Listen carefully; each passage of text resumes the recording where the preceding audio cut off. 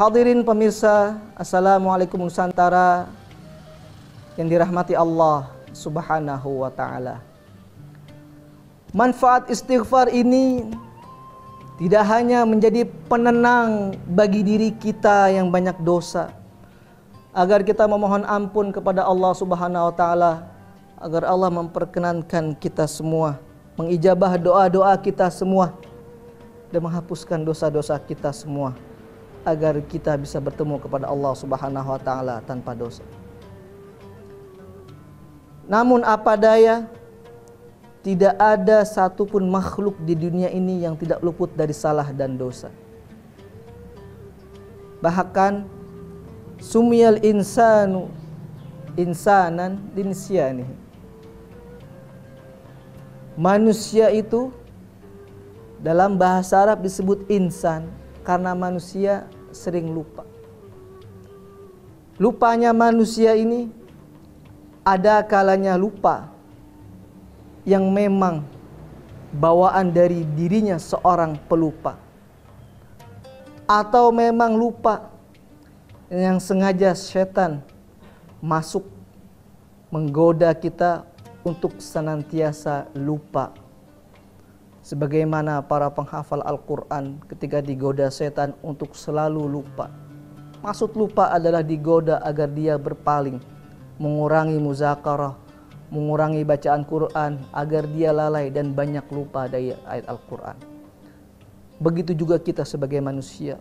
Sungguh alangkah banyaknya kesalahan khilaf yang kita lakukan. Sudah sepatutnya kita memohon ampun kepada Allah Subhanahu wa ta'ala. Rasulullah sallallahu alaihi wasallam sudah dijamin masuk surga oleh Allah Subhanahu wa ta'ala, tidak pernah luput untuk beristighfar setiap hari. Dalam sebuah hadis Rasulullah sallallahu alaihi wasallam, beliau menegaskan, wallahi inni la astaghfirullah wa atubu ilaihi fil yaumi aktsar min sab'ina marratan. Demi Allah, pasti sesungguhnya aku memohon ampun kepada Allah Subhanahu wa ta'ala dan bertaubat kepada Allah setiap hari lebih dari 70 kali.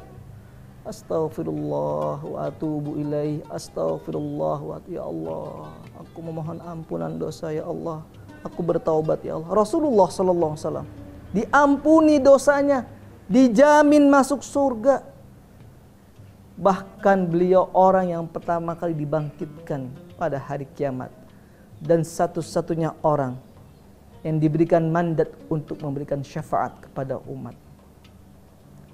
Setiap hari beliau tidak pernah lupa untuk beristighfar. Tidak kurang dari 70, bahkan lebih. Dalam riwayat lain, Rasulullah sallallahu alaihi wasallam bersabda, ya ayyuhan nas tubu ilallahi wastaghfiruh.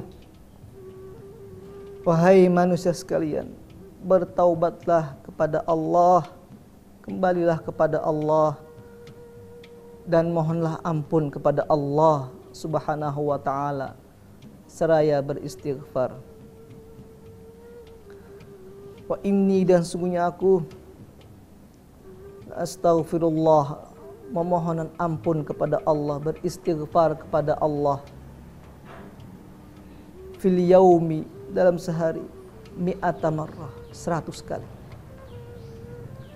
Pemirsa, Assalamualaikum Nusantara yang dirahmati Allah Subhanahu wa ta'ala. Dalam kesempatan lain, Rasulullah sallallahu alaihi wa ala alihi wa sahbihi wasallam, beliau mengajarkan seraya memberi solusi kepada kita semua untuk mendawamkan, untuk mulazamah, untuk senantiasa bibir kita basah dengan kalimat istighfar, dengan mohonan ampun kepada Allah Subhanahu wa ta'ala. Rasulullah SAW mengajarkan kita istighfar, manfaatnya kembali kepada kita semua. Dalam sebuah hadis Rasulullah SAW bersabda, "Man lazimal istighfar."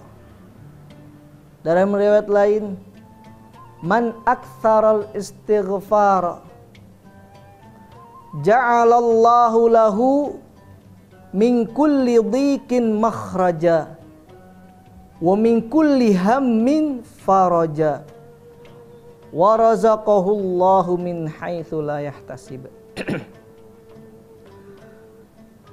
Rasulullah sallallahu alaihi wasallam bersabda, barang siapa yang melazimkan istighfar, memohon ampun kepada Allah Subhanahu wa taala.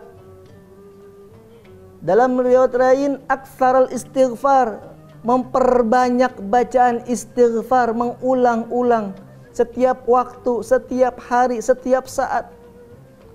Ja'alallahu lahu, Allah berikan bagi dia min kulli dhiqin makhraja, dari setiap kesempitan dalam hidupnya jalan keluar.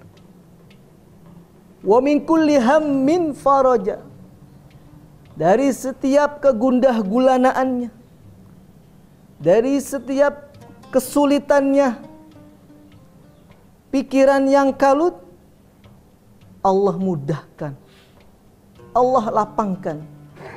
Wa ja'alahu wa razaqahu min haitsu la yahtasib, dan Allah Subhanahu wa taala memberikan kepadanya rezeki dari arah sekira yang dia tidak ketahui.